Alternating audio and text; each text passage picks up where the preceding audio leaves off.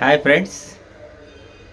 So నేను ఒక సామర్థ్యాన్ని మెరుగుపరుచుకున్నాను. ఒక అద్భుతమైన విషయాన్ని నేర్చుకున్నాను. దీని యొక్క జర్నీని మీతో నేను షేర్ చేస్తానన్నమాట. ఏంటి ఆ జర్నీ అంటే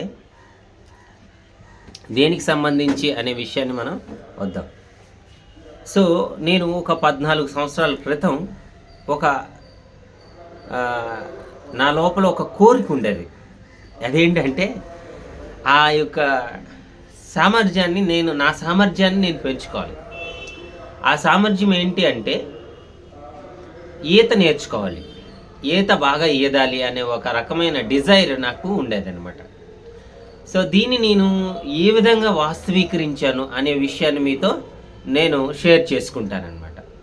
అంటే ఈత నేర్చుకోవాలి అనే ఒక విషయము ఏ విధంగా నేను వాస్తవంగా మార్చాను సో అనే విషయాన్ని మనం ఈరోజు ఈ వీడియోలో డిస్కస్ చేసుకుందాం అనమాట.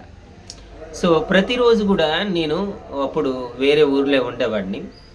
నేను ఒక పూట కాలేజీకి వెళ్ళి టీచ్ చేస్తూ ఇంకో పూట ఏం చేసేవాడిని అంటే ఈ ఒక డిజైర్కి ఏం చేశానంటే అక్కడికి వెళ్ళి నా దగ్గర రూమ్మేట్స్ ఉండేవాడు. వాళ్ళు ఇలా చెప్తే సరే వెళ్దామని చెప్తే మేము మా ఇద్దరం రూమ్మేట్స్ కలిపి వెళ్ళామన్నమాట. అక్కడికి వెళ్తే ఏం జరిగింది, అక్కడ వాళ్ళకు బాగా ఈతొచ్చు. సో ఆ ఈత వస్తే వాళ్ళతో పాటు నేను ఈదడం మొదలెట్టాను. అంటే నేను ఈద రాదు కదా. వాళ్ళు ఒకటి చెప్పాను, మీరు ఒడ్డును పట్టుకొని ఇలా కాళ్ళు ఆడించండి అని.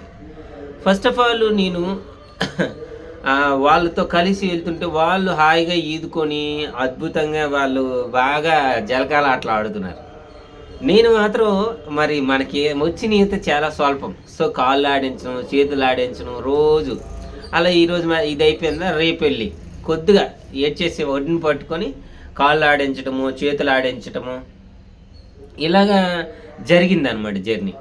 సో ఆ విధంగా మనకి రోజు అంటే ఈ కాళ్ళు చేతులు ఆడించడము, నీటిలోనే తేలడం, నీటి లోపల నుంచి వెళ్ళడం కొంచెం సులువైంది. అప్పుడు బాడీ స్ట్రక్చర్ అంతా కూడా మార్పులు చేర్పులు జరుగుతూ ఉండేవన్నమాట. అలా ఒక ఒడ్డు నుండి నేను ఎప్పుడైతే సాధన చేయగా కొద్దిగా వచ్చింది, ఆ మాత్రం వచ్చింది.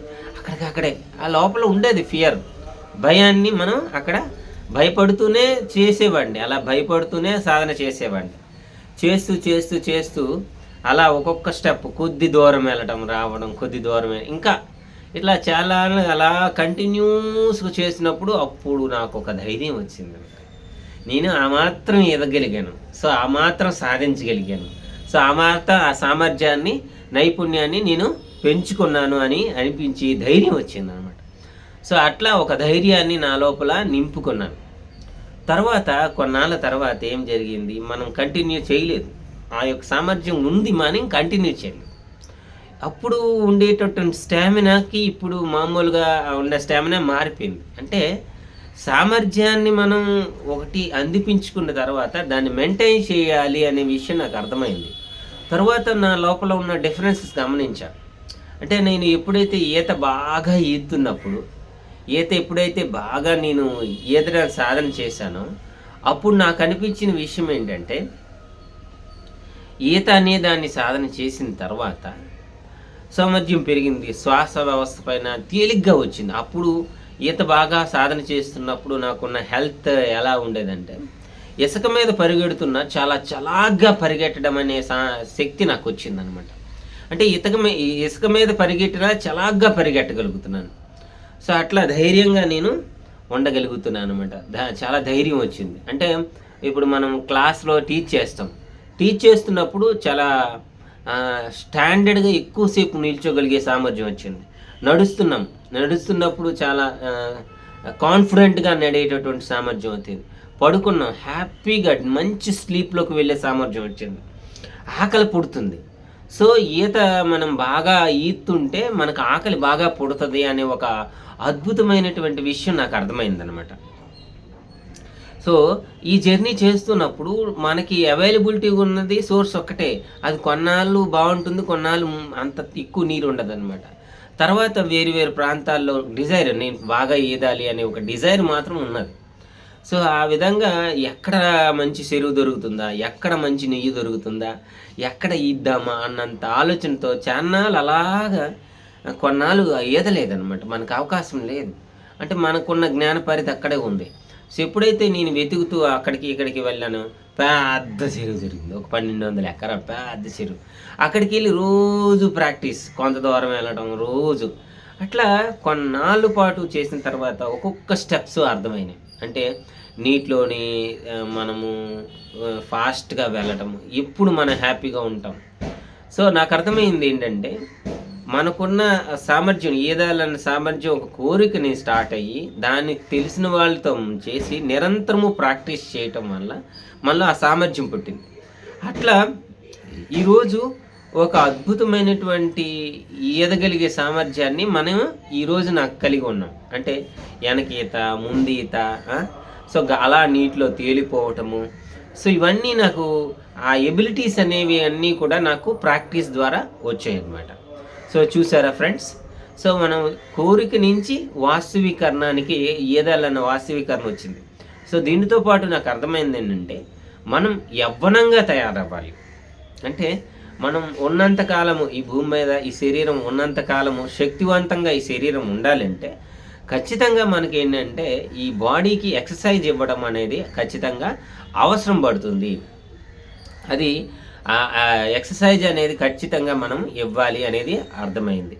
సో, అలాగా ఎక్సర్సైజ్ ఇచ్చింది ఏమవుతుందంటే ఈదిన తర్వాత ప్రశాంతంగా అనిపిస్తుంది. అంటే కొత్తగా ఉన్నట్టుగా అన్నీ కూడా ఇప్పుడు నేను టీచింగ్ చేసుకొని వస్తున్నాను అనుకోండి, ఆ యొక్క ఏవైతే ఫీలింగ్ ఉందో కంప్లీట్‌గా మారిపోతుందనమాట. అట్లా ఒక కొత్త ధనాన్ని నేను ఫీల్ అవుతున్నాను. ఒక కొత్త ఆనందాన్ని నేను ఫీల్ అవ్వడం జరుగుతుంది. సో, అలా మనము ఒక సంతోషకరమైనటువంటి వాతావరణంలోనికి వెళ్ళటానికి మనకి ఈత అనేది సహకరిస్తుంది.